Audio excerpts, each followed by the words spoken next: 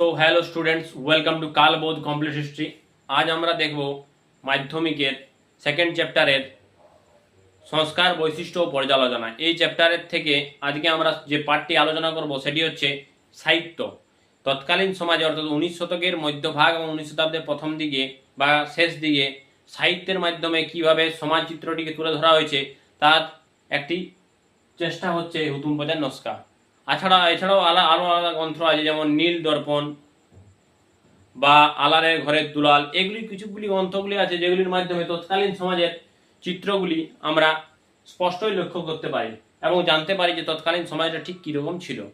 তো লেখক এই হুতুম প্যাঁচার নস্কার মাধ্যমে তৎকালীন কলকাতার যে পাশ্চাত্য শিক্ষায় শিক্ষিত সদ্য পাশ্চাত্য শিক্ষায় শিক্ষিত লোকদের ভণ্ডামি এবং লোকদের যে ব্যভিচার, সেগুলি লেখক উপহাসের মাধ্যমে বা ঠাট্টার মাধ্যমে বা ব্যঙ্গাত্মকভাবে কবি এই জিনিসটিকে তুলে ধরেছেন বা লেখক এই জিনিসটিকে তুলে ধরেছেন তার এই হুতুম প্যাঁচার নস্কা গ্রন্থটিতে। এই হুতুম প্যাঁচা নামটির মধ্যে ব্যবহার করার লেখকের মূল কারণই হচ্ছে, যেমন কালো রাত্রেবেলায় যেমন পেঁচা দেখতে পাই, ঠিক সেই রকমই লেখকও চেষ্টা করেছেন যে তৎকালীন সমাজটাকে সবাইকার চোখের আড়ালে কিভাবে দেখতে পাওয়া যায়, অর্থাৎ রাতের মধ্যে কলকাতার মধ্যে কি ধরনের কাণ্ড কারখানা ঘটে বাবুদের মধ্যে, বাবু কালচারদের মধ্যে, সেই জিনিসটাকেই কবি বা লেখক তুলে ধরার চেষ্টা করেছেন।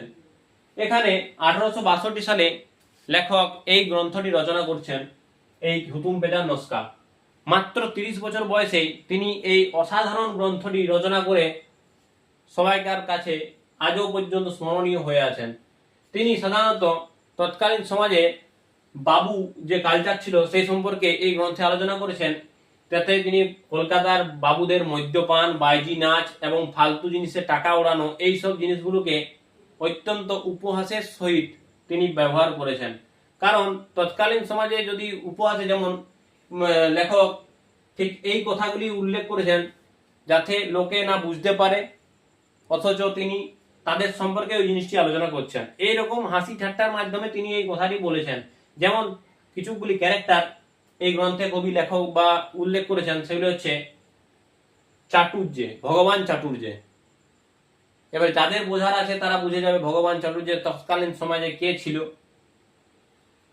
ঠিক এরকম ভাবে কিছুগুলি ক্যারেক্টার আছে যেগুলির নাম লেখক এটার মধ্যে উল্লেখ করেছেন।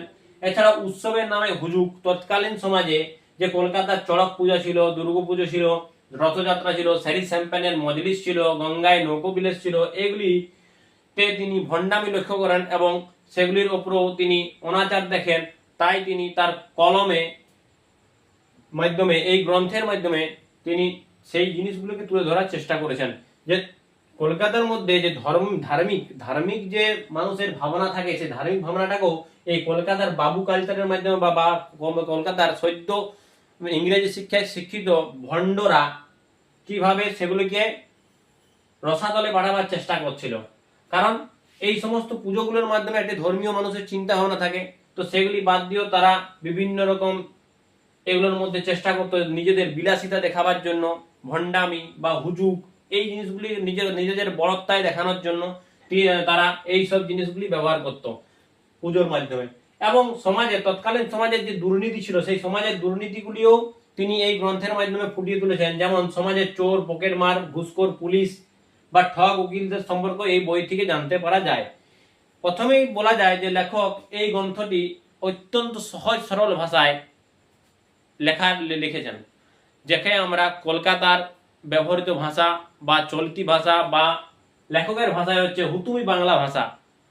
এই হুতুমি বাংলা ভাষার মাধ্যমেই তিনি এই গ্রন্থটি রচনা করেছিলেন এবং এটি তৎকালীন সমাজকে এত সুন্দরভাবে তুলে ধরেছিল যার ফলে আজও আমরা তাকে স্মরণীয় করে রাখছি।